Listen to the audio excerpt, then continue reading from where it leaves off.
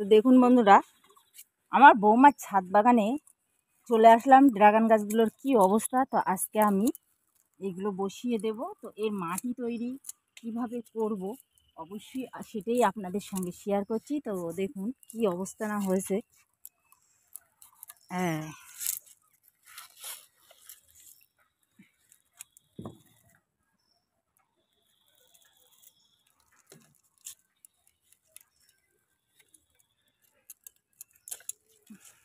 Dragon গাছগুলো বসানোর জন্য একেবারে হালকা মাটি নেব। তো এখানে দেখুন আমি তুষ নিয়েছি এক ভাগে নিয়েছি বেলে দোআঁশ মাটি, আর এক ভাগ নিয়েছি আমি গোবর সার। তো বৌমার কাছে যেটাই ছিল সেটাই নিয়ে নিয়েছি। আর তুষ ব্যবহার করবেন, এই তুষে কিন্তু প্রচুর পুষ্টিগুণ আছে। তারপরে দেখুন আমি দিয়ে দিচ্ছি দু মুঠো চায়ের গুঁড়ো। তো দুটো গাছ আমি প্রতিস্থাপন করব সেরকমই মাটি নিয়েছি। আর হাড় গুঁড়োর পরিবর্তে আমি 1 মুঠো দিয়ে দিচ্ছি ডিমের খোসা। আর এই যে বৌমার একটু অল্প পরিমাণে শিংকুচি আছে, তো এটাও আমি দিয়ে দিচ্ছি 1 মুঠো। তারপরে যেটা দেব দেখুন নিমখোল,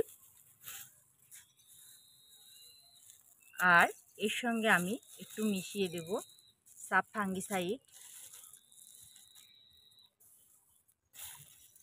1/2 চামচ মতো নিয়েছি। আর যেহেতু বৌমার সুপার সিঙ্গেল ফসফেট নেই, তো আমি একটু এনে দিয়ে দেব। কারণ ড্রাগন গাছে লাগানোর সময় অবশ্যই সুপার সিঙ্গেল ফসফেট আপনারা ব্যবহার করবেন। এটা শিকড়ও বৃদ্ধি করবে, গাছকেও মজবুত রাখবে। এ দেখুন ছোটোবেলার যে একটা মার্বেলও কিন্তু এর সঙ্গে ছিল। যে গোবরটাকে নিয়ে এসছে, গোবরটা কিন্তু আমাদের বাজার থেকে কিনতে হয়, আমরা অবশ্যই পেয়ে যাই না হাতের কাছে।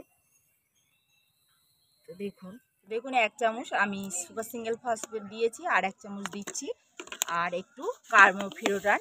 অবশ্যই এটা আপনারা ড্রাগন গাছের ক্ষেত্রে ব্যবহার করবেন, কারণ নিমাটোডের আক্রমণ হয়, যেটা হচ্ছে শিকড় ফুলে যায় বা মোটা হয়ে যায়, সেটাকে আমরা বাংলা ভাষায় কৃমি বলি। তো এইভাবে অবশ্যই আপনারা মাটির সঙ্গে মেশাবেন। তো দেখুন আমি মিশিয়ে নিচ্ছি।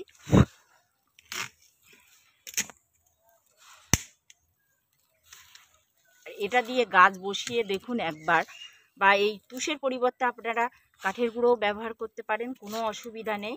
আর কাঠের গুঁড়োও কিন্তু একটা জৈব খাবার।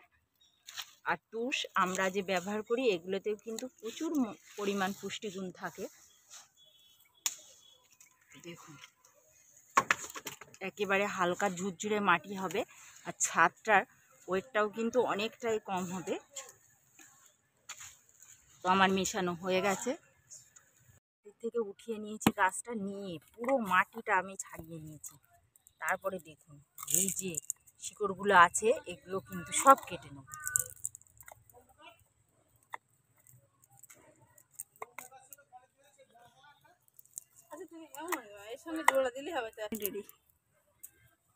তো দেখুন আমি এই যে মোটা শিকড়গুলো কেটে নিচ্ছি। আর বৌমা তো কিছুই দেয়নি, এই দেখুন এই মোটা মোটা ফুলের যে শিকড়টা বলছিলাম সেটা কিন্তু এই গাছে কিন্তু হয়ে গেছে অলরেডি। তো সেই জন্য আমি কিন্তু বেশিরভাগ শিকড়গুলো সব কেটে দেব। এই দেখুন ভালো শিকড়গুলো রেখে দেব।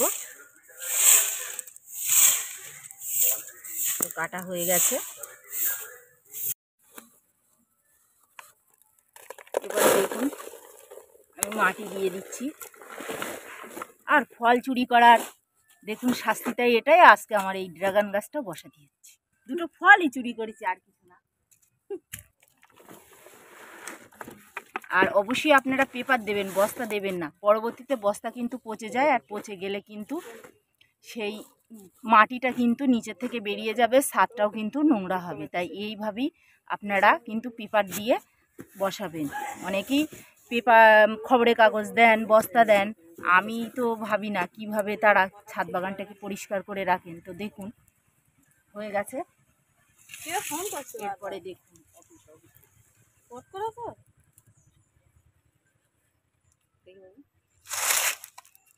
ঠিক বীজখানে আমি বসিয়েছি। এখানে কিন্তু ড্রাগনের 2টো চারা আছে। আর এরকম ছোটো ক্যারেটে 2টোর বেশি দেবেন না, 2টো দিলে সব থেকে ভালো হয়, খাবারটা কিন্তু উপযুক্ত পেয়ে যাবে। এবারে আমি মাটি দিয়ে দেবো চারিপাশ দিয়ে। এই ডালটি কেটে দিচ্ছি, এইখান থেকে কেটে দেব, এটাও এখান থেকে কেটে দেব, ফুল আসার সম্ভাবনা থাকতে পারে।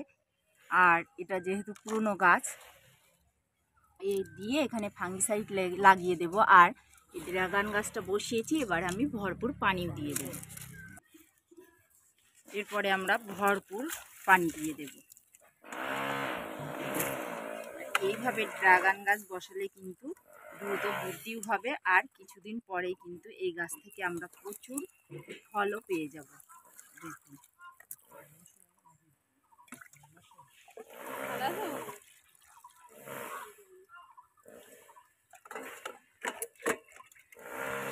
গরমেই তো ফল হয়।